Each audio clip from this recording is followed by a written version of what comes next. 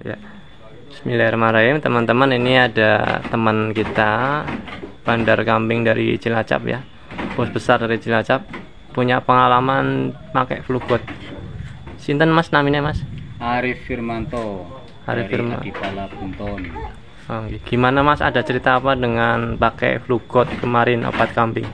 Ya, masalah itu flugot itu untuk mengatasi apa pilek-pilek batuk itu kemarin saya alhamdulillah memakai obat bapak tersebut, itu alhamdulillah kambing saya sembuh.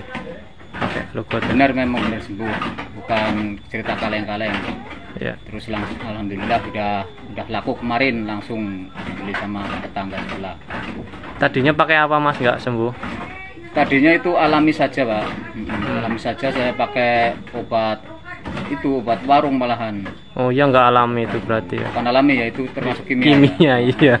Ya itu pakai obat itu ternyata hanya beberapa saat, 1 minggu kemudian kumat lagi, diobatin lagi, 1 minggu kemudian kumat lagi. Terus begitu saya menemukan obat flugot itu, saya memakainya, terus tak praktekkan, alhamdulillah kambing saya sembuh.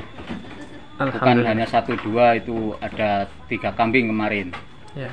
Karena mungkin faktor cuaca, faktor iklim, kemungkinan bisa kambing bapak-bapak juga terkena pilek, batuk, itu bisa, atau belek itu bisa karena iklim. Tapi dengan flugot insya Allah bisa sembuh.